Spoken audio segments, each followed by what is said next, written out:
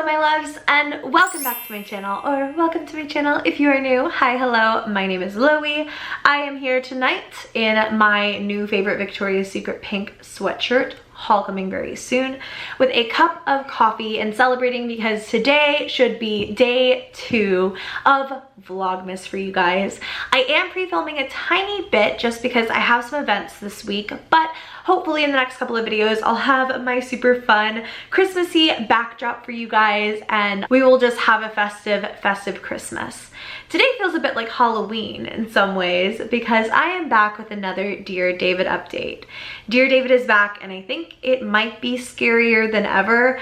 I wanted to go ahead and get this update out, and actually the night that I'm filming this is the night that the final updates came in. Adam's really only updating like every 10-ish days or so, like 10 days to the day almost. It was like the last update that I had talked about was on the 6th of November. The next update was on the 17th. Today that I'm filming this is literally the 28th. So I guess it's every 11 days. Kind of strange. Most of you have asked me to continue with the Dear David updates, and so that is what I'm going to do until they stop. I'll continue talking about them. The story still really fascinates me. If it's real, if it's fake, I honestly don't know.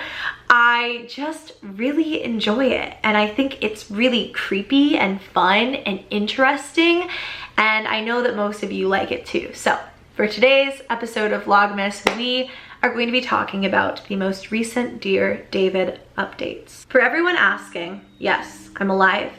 I've been on the quiet side because there's something I'm trying to investigate and I'm not sure how to yet.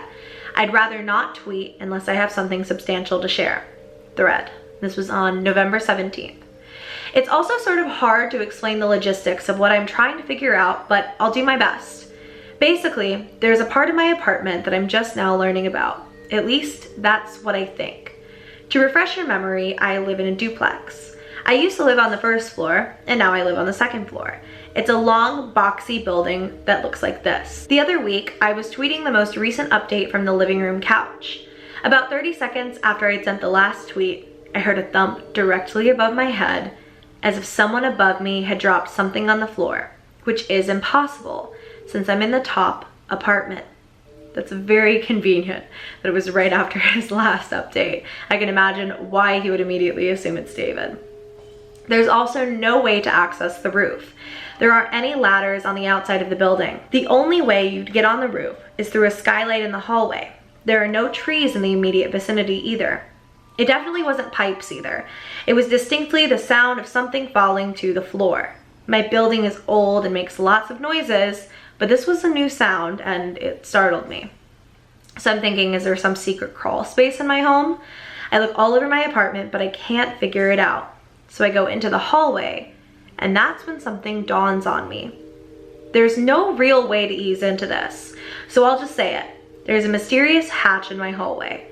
I've always known about it, but I just assumed it opened directly to the roof. It's really high above the stairs, so I always figured it was impossible to access without some sort of fancy professional ladder.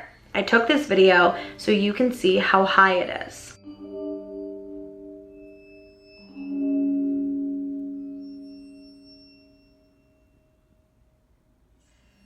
I see that hatch every morning when I leave for work and I think nothing of it.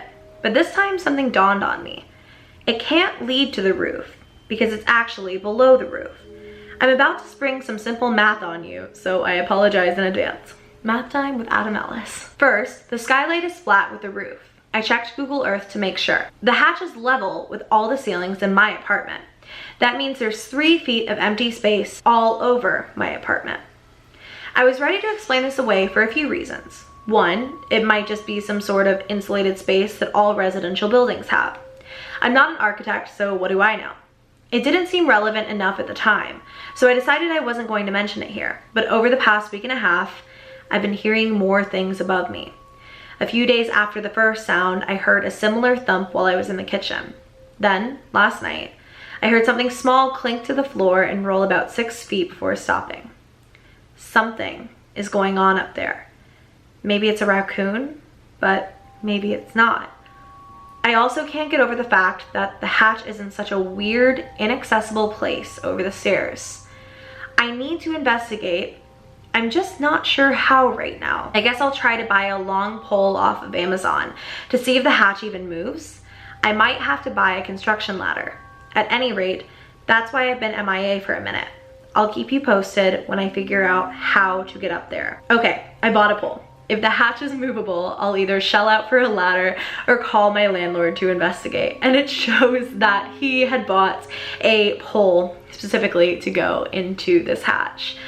That was, you know, obviously kind of one of those posts where I think he was sort of debunking what he assumed people might say, rather than like a post filled with updates. But if there aren't updates, you know, no use in like constantly having them. But again, he updated exactly 11 days later, the day that I am filming this. A lot has happened in the last week, but I was away for Thanksgiving, so I'm just now able to write it all down. Thread. The noises from the ceiling haven't let up, but the pole I ordered didn't arrive before I had to leave for the holiday, so I didn't actually get it until late Friday night. I planned to investigate the next morning and went to bed. I'd barely fallen asleep when I woke up to an incredibly loud crash above me. It sounded like someone had dropped a bowling ball. I bolted upright in bed and immediately felt strange. There was a weird energy all around me. I can't explain it. After about a minute, I heard another crash. I briefly thought about grabbing my shoes and booking it, but that would mean passing under the hatch, and that just seemed like a bad idea. So instead, I listened and I waited, though I'm not sure for what. The crash happened again, and then again, probably 15 times in a row, followed by a long silence. Then I heard a smaller, creaky sound from the hallway. In my mind, I registered it as a footstep, but it really could have been anything. I stayed still, but there were no more sounds after that. I lay back down, still tense and nervous, but I must have fallen asleep at some point because I woke up the next morning and everything seemed normal again. I don't know how he went back to bed after that, because I don't think my butt could have. I got dressed and left to go get a bagel, same as every Saturday. If he lives in New York, like he said that he has, I do not blame him, because every time I'm in New York, all I eat is bread and pizza. As I made my way down the stairs, something crunched under my feet. I looked down and noticed a pile of debris on the stairs directly under the hatch. It looked like dirt, but I couldn't tell for certain. It could have been old plaster or something. I glanced up at the hatch and noticed something else peculiar. The edge of something was caught in it, barely poking out. It's hard to see because it's so far up, but I took a photo. And I can kind of see what he's talking about with like something just sort of like lightly poking out. At that point, bagels were the last thing on my mind. How? I don't know, my friend. I went back upstairs and grabbed the pole. I set my camera on the coat wardrobe at the top of the stairs and hit record, just to make sure it would be caught on video if a demon burst out of the hatch. So I'm gonna watch this video because I haven't watched it before now, and I'm gonna get my reaction here on camera because you know my butt. Oh! Ooh, something just fell out. Okay, it was auto playing. So it was already about 20 seconds in. I'm gonna go ahead and play the video for you guys now.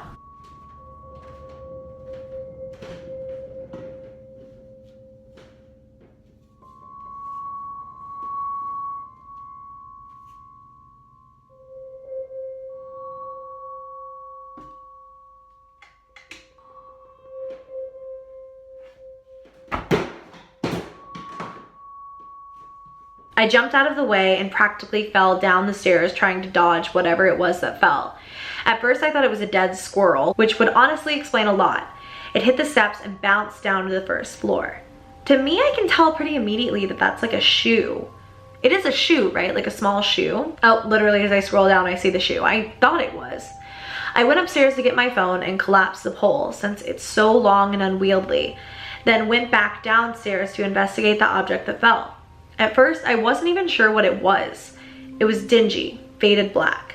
I picked it up and realized what it was. It was a small leather shoe. Doesn't that look like the kind of shoe that a boy David's size would wear? I hustled back upstairs and texted my landlord. I told him I thought there was something in the crawl space and asked if he could investigate. He said he'd come by later with a ladder and check it out. A few hours later, my landlord was on a ladder shining a flashlight into the crawl space. I stared up at him. half expecting something to grab him and yank him into the darkness. He angled his flashlight all around and finally said, "There's nothing up here." But then he was like, "Oh wait." I watched as he reached up into the emptiness with his free arm, and when he pulled it back, he had something small and round in his hand. He climbed down the ladder and handed it to me. Again, I wasn't quite sure what I was looking at. It was smooth and shiny, and at first I thought it was an old piece of candy, but it was cold and too heavy to be candy. After a second, I realized it was a marble. That was quite the journey to discovering it was a marble, I'm sorry. It was so worn it hadn't registered as a marble at first. Its shape was also sort of weird, with a little bump on one end, and it's a green marble that looks a little dented, doesn't it? Or with a little bump, I guess you could say. My landlord seemed unbothered for the most part. "Okay, dude." And he told me to call him if I heard anything else. I went inside and headed to my office to see if I could figure anything out about this marble that somehow made its way into my ceiling. I had nothing to go on, and in short, I didn't really learn much. But I did figure out the bump on the marble, I think. Apparently, in the early 1900s, they made marbles by hand and cut them with big metal scissors, which would mean the marble is probably really old. Anyway, now I have a decrepit old shoe and a marble sitting on my dresser. I guess this is the new normal.